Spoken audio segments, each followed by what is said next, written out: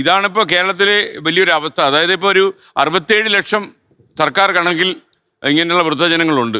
3.5 കോടി മനുഷ്യരുണ്ടെന്നാണ് പറഞ്ഞത്. അപ്പോൾ 3.5 കോടിയിൽ 67 ലക്ഷം വൃദ്ധരായി കഴിഞ്ഞ് പറയുമ്പോൾ വലിയ നമ്പരാ.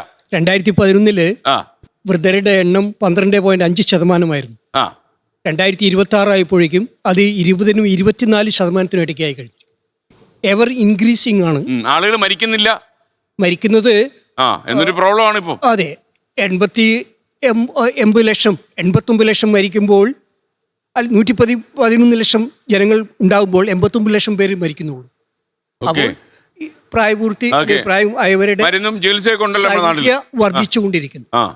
ഇതിൽ സാമൂഹ്യ പ്രവർത്തകർ വളരെ ഗൗരവമായിട്ട് അന്വേഷിക്കേണ്ട ഒരു കാര്യം, എന്തുകൊണ്ട് നേരത്തെ അവർ പറഞ്ഞതുപോലെ നമ്മുടെ ന്യൂക്ലിയർ ഫാമിലികൾ ഡെവലപ്പ് ചെയ്യുന്നു, കൂട്ടുകുടുംബങ്ങൾ ഇല്ലാതാവുകയും ന്യൂക്ലിയർ ഫാമിലികൾ ഡെവലപ്പ് ചെയ്യുകയും ഇതിന് പ്രധാന കാരണം കച്ചവട സ്ഥാപനങ്ങളാണ് ഈ രൂപത്തിലുള്ള അണുകുടുംബങ്ങളെ പ്രോത്സാഹിപ്പിക്കുന്നത്.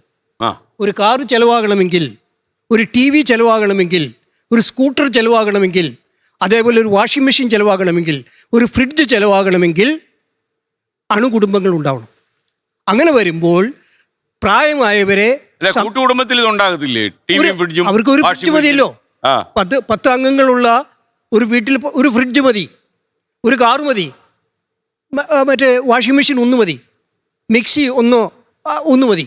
പക്ഷേ അണുകുടുംബങ്ങളാവുമ്പോൾ ഓരോ കുടുംബത്തിനും ഈ ആവശ്യങ്ങളെല്ലാം നിറവേറ്റപ്പെടണം.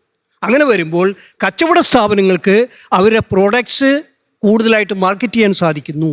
അതുകൊണ്ട് തന്നെ സാമൂഹികമായിട്ടുള്ള ബോധം ജനങ്ങളിൽ കുറയുവാൻ കാരണമാകുകയും ഈ കച്ചവട സ്ഥാപനങ്ങൾ കൂടുതൽ അവരുടെ പ്രോഡക്ട്സ് വിറ്റ് തീർക്കാൻ വേണ്ടി ഈ രൂപത്തിലുള്ള അവരുണ്ടാക്കുന്ന അണുകുടുംബ സംവിധാനം എന്നാണോ അങ്ങ് പറഞ്ഞു വരുന്നത്? അല്ല, അവർ അതിനെ പ്രോത്സാഹിപ്പിക്കുന്നു, സിനിമ പ്രോത്സാഹിപ്പിക്കുന്നു.